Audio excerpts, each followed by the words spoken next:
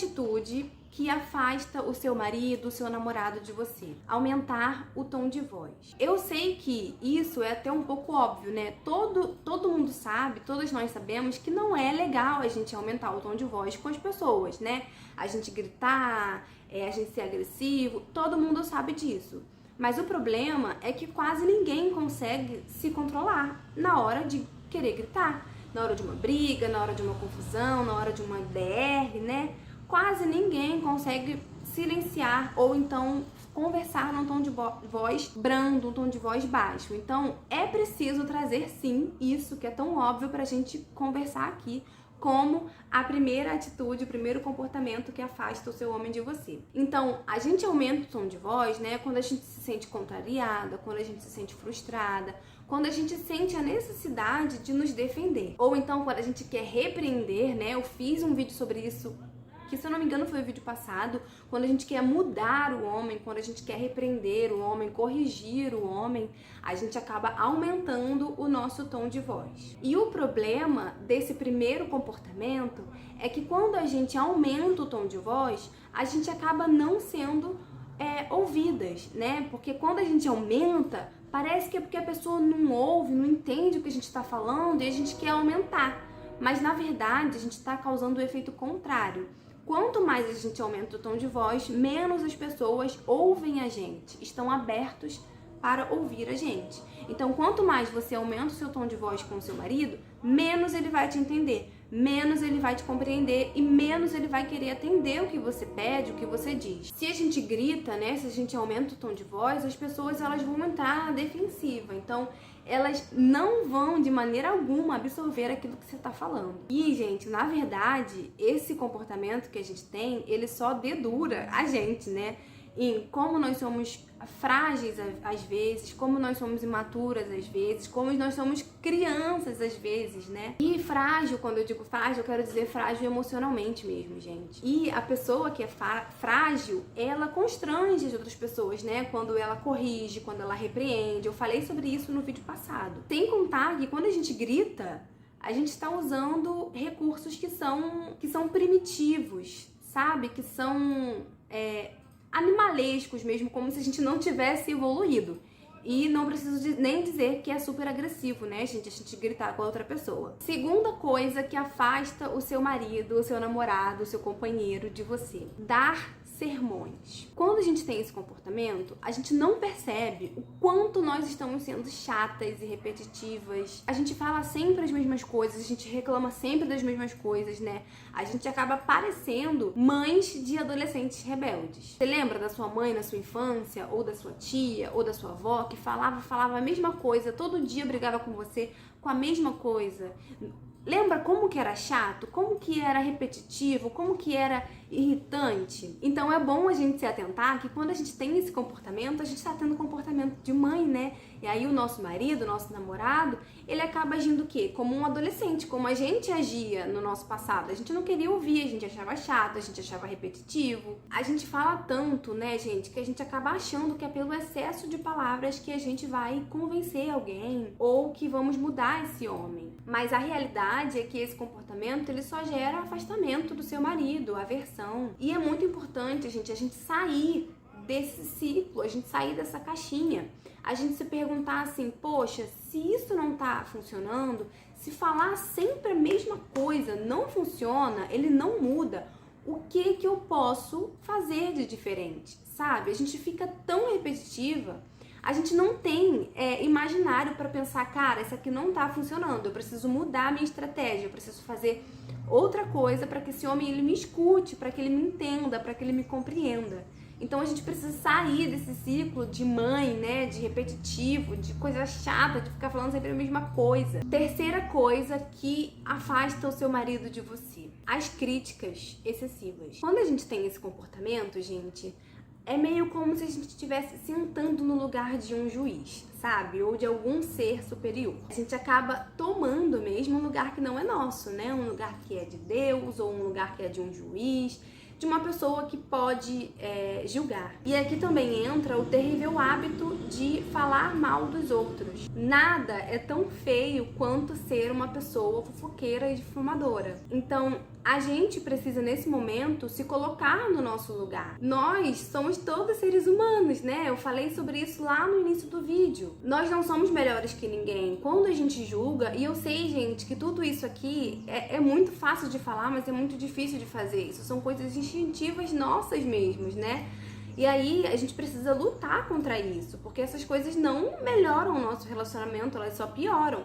E não só o relacionamento afetivo, mas todos os outros. Relacionamento profissional, relacionamento com a família, todos os relacionamentos, eles são prejudicados por todos esses 5 comportamentos. Então, é entender nesse momento de crítica, de querer criticar, de querer julgar, que nós também erramos, nós também tropeçamos. Nós não somos melhores que ninguém. Quando a gente entra nessa de querer julgar, de querer criticar, é como se a gente assumisse que nós não erramos, que nós somos perfeitas. Então, uma pessoa que é julgadora, que fala mal, que é pessimista, que gosta de apontar os erros dos outros, infelizmente essa pessoa não tá pronta para ter um relacionamento gostoso. E o mais curioso, gente, é que a pessoa que é muito crítica e muito rígida, né, com as pessoas, que tem esse comportamento de criticar, de julgar, de apontar, de falar mal, ela é assim com ela mesma, sabe? Ela é intolerante, ela é apontadora, até consigo mesma, até com ela mesma. Porque a gente só dá aquilo que a gente tem, né, gente? A gente só dá aquilo que a gente tem.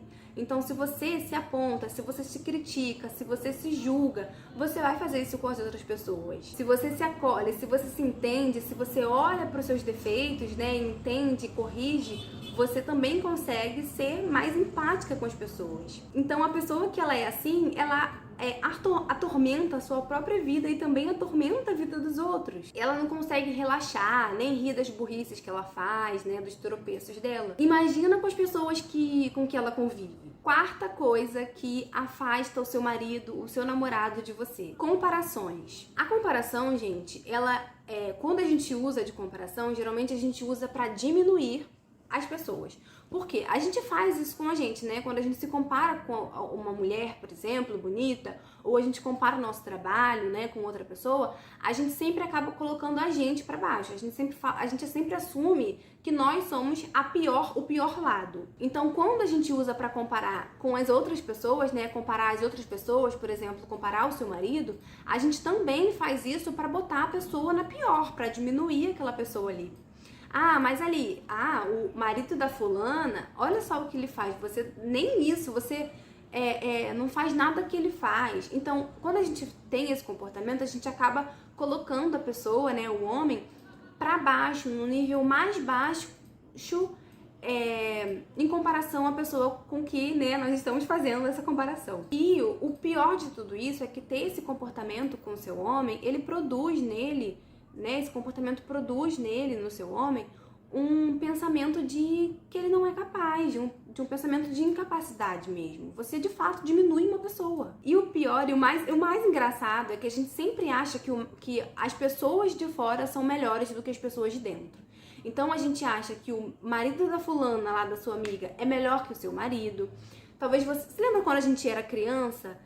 Você vai na casa de um amigo e você pensa assim: poxa, a mãe do meu amigo é tão legal e a minha mãe é tão chata, minha mãe só briga comigo. Mas na realidade é porque todo mundo tem defeitos e a gente não tá ali todo dia, né, pra conviver com essas pessoas. Se a gente convivesse com as pessoas que a gente acha que são tão maravilhosas, até com o seu maior fã, você vai ver que ele é uma pessoa normal, com defeitos, que vai te decepcionar, que vai te irritar, que vai te chatear, como o seu marido, como as pessoas que estão ali por perto, ao seu redor. Então isso é um engano, a gente achar que as pessoas de fora, elas são melhores do que as pessoas de dentro. Quinta coisa e última que afasta o seu marido de você.